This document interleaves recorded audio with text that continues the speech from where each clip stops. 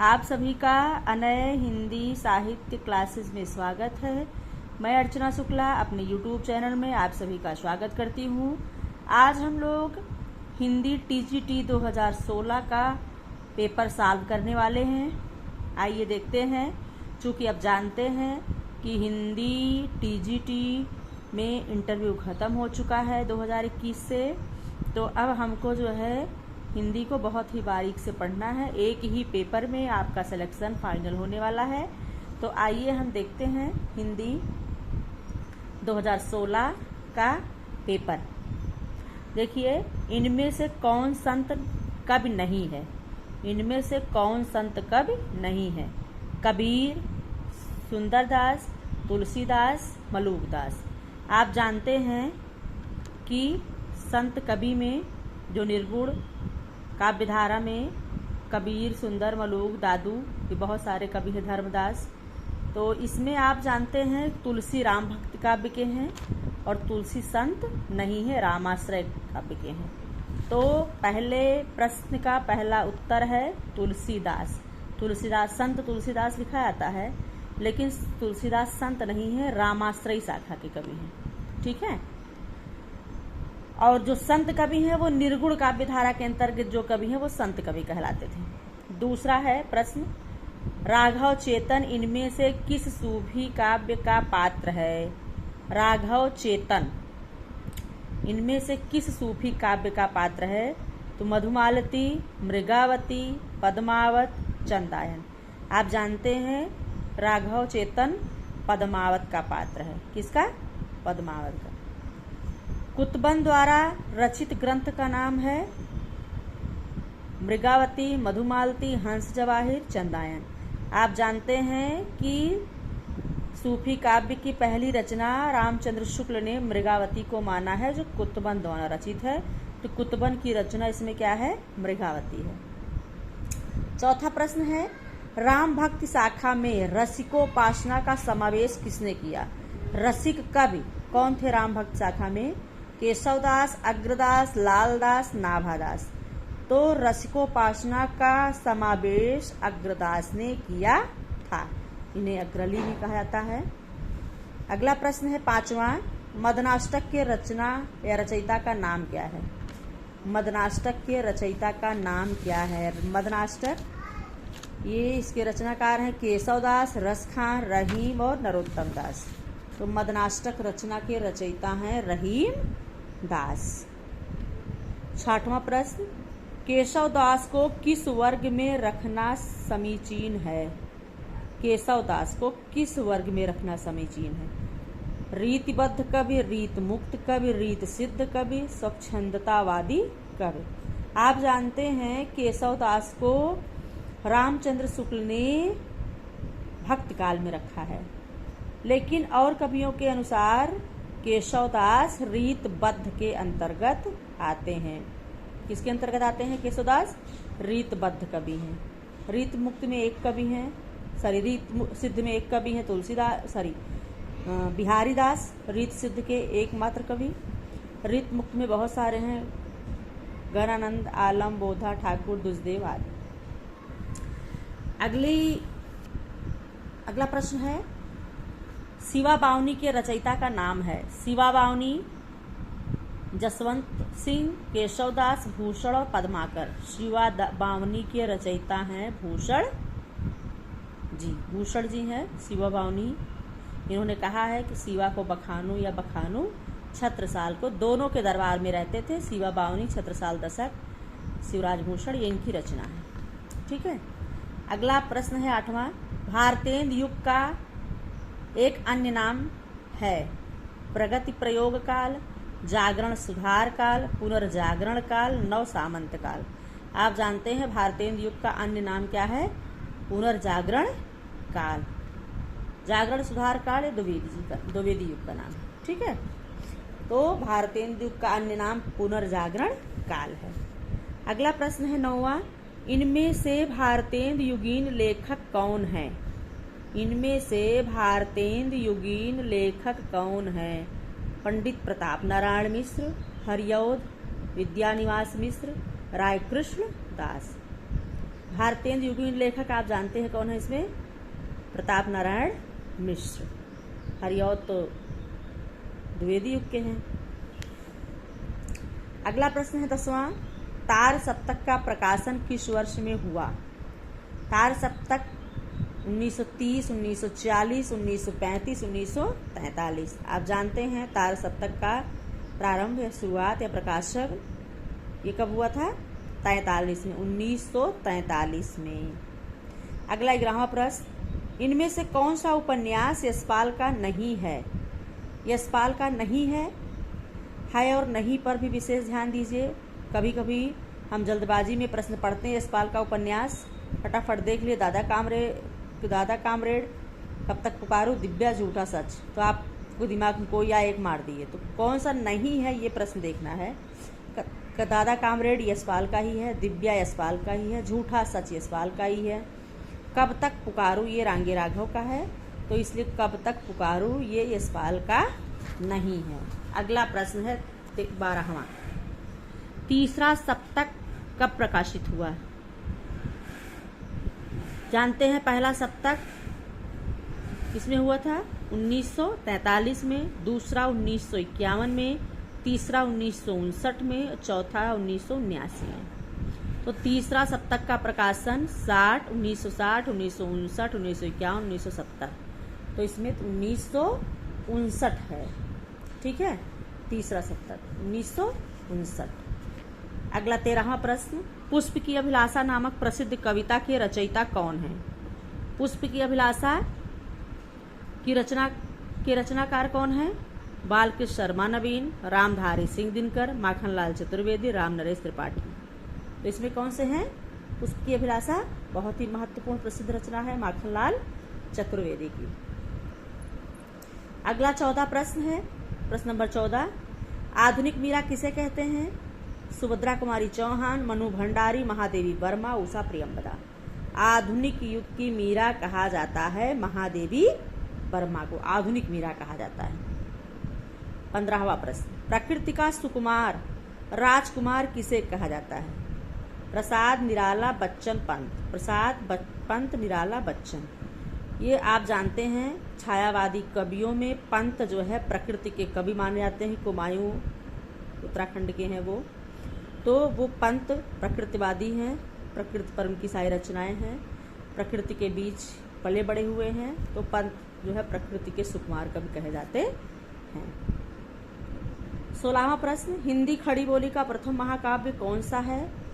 खड़ी बोली का हिंदी का प्रथम महाकाव्य नहीं है, हिंदी खड़ी बोली का प्रथम महाकाव्य तो साकेत, सामधेनी, हल्दी घाटी और प्रिय प्रवास।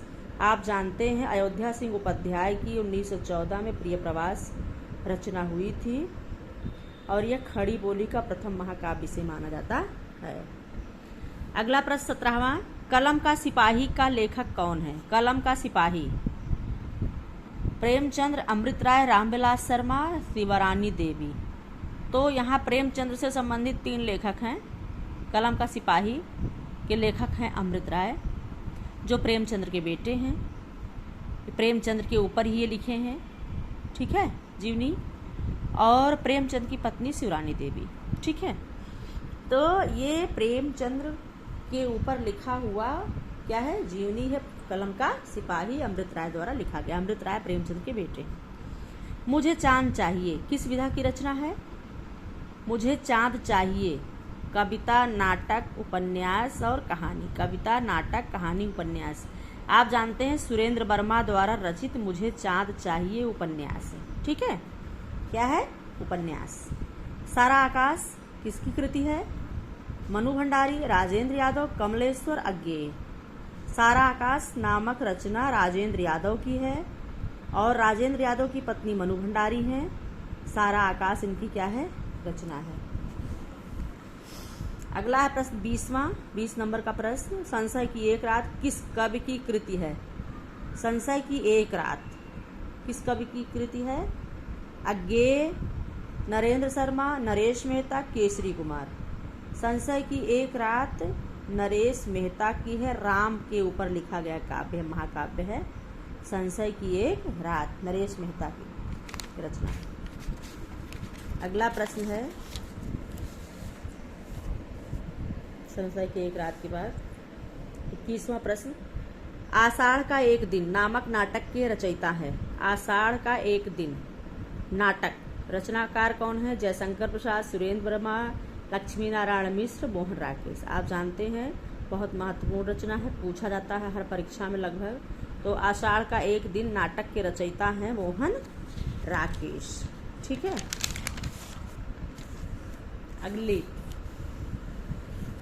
अगला प्रश्न है 22, प्रश्न नंबर 22। कवित्त रत्नाकर के रचयिता हैं जगन्नाथ दास रत्नाकर, सेनापति मतिराम बोधा। रत्नाकर जान करके रत्नाकर ना लगा दीजिएगा।